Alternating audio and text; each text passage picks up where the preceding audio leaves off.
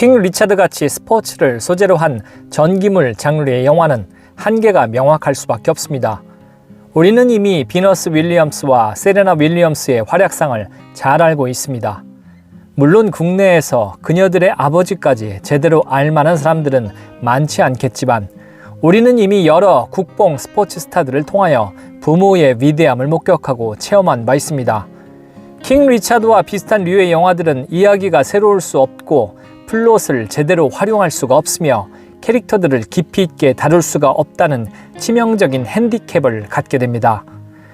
영화에서 다루고자 하는 인물들과 그들에 관련된 극적인 이야기들을 이미 관객들이 대부분 다 알고 있기 때문이죠.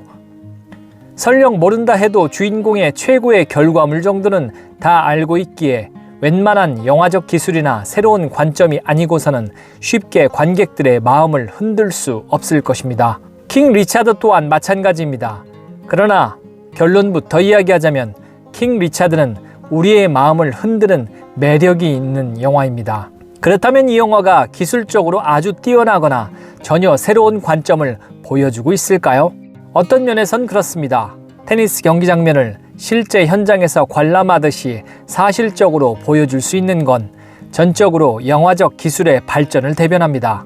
영화의 중심이 제목 그대로 리차드 윌리엄스에 집중되어 비너스, 세레나 두 자매의 성공담을 풀어내는 전개도 효율적입니다. 하지만 전체적인 완성도를 곱씹어보면 앞서 언급한 한계들에 걸쳐져 있는 것도 사실이죠. 킹 리차드가 훌륭한 점은 전체적으로 긍정 에너지를 가득 담아내고 있다는 점 때문입니다. 영화는 리차드가 여러 테니스 코치들과 관계자들을 찾아다니며 그의 딸들이 전 세계 최고의 선수가 될 거라고 주장하며 무료 강습을 부탁하는 것으로 시작됩니다. 그는 직접 만든 팜플렛, 그러니까 일종의 사업 계획서를 제시하며 딸들을 홍보하고 코치와 후원을 부탁합니다. 읍소하는 분위기도 아니죠. 오히려 너무 뻔뻔할 지경입니다. 그는 코치들에게 당신을 부자로 만들어 주려는 것이다 라고 당당하게 외칩니다. 엘리트 출신의 부자가 이러한 주장을 펼쳐도 응해줄까 만무인데 빈민가에 사는 흑인에게 선뜻 나설 사람은 당연히 없겠죠. 하지만 그는 굴하지 않습니다. 두 자매에 대한 원대한 계획이 있다고 되뇌며 하루도 빼먹지 않고 연습시키고 반드시 세계 챔피언이 될 것이라고 딸들을 다독입니다. 리차드의 여러 대사를 통하여 성공에 대한 강한 열망은 결핍에서 시작되었음을 유추하게 됩니다. 가난한 어린 시절의 재정적인 결핍과 정서적 결핍, 사랑에 대한 결핍과 배움에 대한 결핍 등은 곧 현실을 극복하기 위한 절실함이 되었고 집착이 되었습니다. 사실 이러한 주제 전개는 전기물의 흔한 공식입니다. 대개는 그러한 결핍에서 오는 집착이 불행과 고난의 단초가 되어 큰 갈등의 요소가 되기도 하지요. 인간이란 절대적으로 나약한 존재이고 악한 존재이며 근본적으로 이기적이니까요. 하지만 윌리엄스 가족들에게 그러한 식의 갈등은 존재하지 않습니다. 다섯 자매는 아침부터 저녁까지 모든 것이 즐겁고 리차드와 아내는 그 자매들만의 즐거움을 함부로 재단하지 않습니다. 윌리엄스 부부는 현명합니다. 리차드는 긍정적인 마인드로 아이들을 양육하는 것에 대하여 천부적인 재질이 있는 것처럼 보입니다. 투박하지만 목표에 대한 분명한 계획이 있고 어떻게든 실행하려는 노력과 실천이 있습니다. 영화 속에서 소개되는 아이들을 향한 긍정적인 대사는 하나하나가 실생활 속에서 적용될 명언이며 낮에는 딸들의 연습을 위해 헌신하고 또 밤새 일을 하는 퀭한 눈의 리차드는 부담스럽지만 모든 부모들에게 귀감이 될 만한 모습이기도 합니다. 이러한 부모의 영향력 속에서 비너스와 세레나는 혹독한 연습에 대해서 전혀 불평불만하지 않으며 즐겁게 라켓을 휘두르고 다른 세 자매는 기꺼이 그녀들을 위해 서포트를 합니다. 폭우가 내리는 가운데서도 정해진 계획에 따라 연습을 진행하는 리차드나 어떠한 불편한 기색도 없이 깔깔대며 유쾌하게 연습에 임하는 자매들의 모습은 상징적이고 인상적입니다. 반면 빈민가에서 살아가는 환경은 그들의 미래를 자꾸만 좌절시키려 합니다. 동네에 서식하며 연습장을 기웃거리는 갱스터들은 딸들에게 추근대고 이를 막아서는 리차드를 폭행하며 앞집에 사는 여자는 윌리엄스 부부가 주제넘게 아이들을 연습시키는 장면을 못마땅하게 여기며 경찰에 아동학대 신고를 합니다. 이에 가족을 조사하러 나온 경찰과 복지사에게 리차드는 당당히 외칩니다. We got future doctors and lawyers plus a couple tennis stars. That's our job. To keep them off these streets. Fine, but what you not gonna never do is come knock on this door talking about you had to blow their brains out in them streets cause they running with hoodlums and doing drugs and things. That's what you not never gonna say in this house. You wanna arrest us for that? That's fine. You need to be arresting them parents at them tennis matches. That's who need to be getting arrested. 사실 리차드가 영화에서처럼 긍정 마인드의 대가이며 가족들의 분위기 또한 모든 것에 긍정적인 분위기였다는 것이 실제인지는 잘 모릅니다. 그러나 그것이 영화 주제적 개념에서 크게 중요한 것은 아닙니다. 킹 리차드는 결핍에서 시작된 의지와 집착 그리고 그것을 이루어가는 주인공의 영화적 현실을 일관성 있게 잘 그려내고 있습니다. 예전에 한 예능인이 모 인기 프로그램에서 주장하던 말이 웃음거리 이상의 화제가 된 바가 있습니다. 이 말은 킹 리차드란 영화에 가장 어울리는 주제일 것입니다.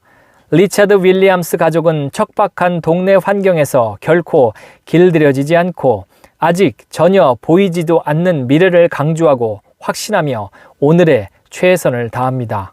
물론 이러한 과도한 긍정주의에 대한 비판 지점도 분명히 존재합니다. 아메리칸 드림에 대한 소재는 언제나 양면성이 있기 나름이고 긍정 마인드의 기준 아래 리차드에 대한 미화만이 부각된 면도 있을 것입니다. 거기에 이 영화는 이미 해낸 사람들의 이야기입니다.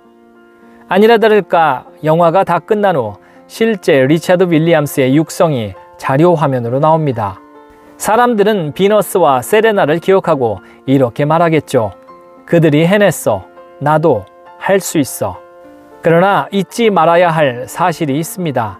전 세계에서 비너스와 세레나 같은 자매는 딱 그들뿐입니다. 리차드 윌리엄스도 단 한 명뿐이죠. 누구나 리차드와 같은 도전을 해볼 수는 있지만 아무나 그러한 결과를 내지는 못합니다. 그런 의미에서 리차드의 이름 앞에 킹이란 단어를 붙인 것은 합당하다고 생각됩니다. 무엇보다 이 영화는 명백하게 윌 스미스에 의한 윌 스미스를 위한 영화입니다. 세계 최고의 스포츠 스타의 아버지라는 역할, 그것도 흑인에 한정된 배역에 적합할 만한 톱스타 배우는 많지 않습니다. 거기에 천부적으로 긍정적인 마인드의 이미지라면 배우 풀은 더욱 좁혀지죠. 윌 스미스야말로 그러한 기준에 가장 먼저 떠오르는 배우입니다. 누구도 윌 스미스를 대체할 수는 없어 보입니다. 윌 스미스는 이미 마이클 만 감독의 알리란 전기 영화에서 훌륭한 모습을 선보인 바 있습니다. 평소 그의 이미지를 고려할 때 진중한 알리의 모습은 다소 의외였지만 윌 스미스 본연의 이미지와 알리의 깊은 고독을 연기해내는 모습은 분명 뛰어난 성과물이었습니다. 킹 리차드에서의 윌 스미스는 훨씬 평소 그의 이미지에 가깝습니다. 그는 특유의 유쾌한 분위기로 괴짜이지만 저돌적이고 낙천적이며 그러면서도 독불장군인 단순하면서도 까다로운 인물을 뛰어나게 재현하고 있습니다. 아카데미상은 결코 과하지 않습니다.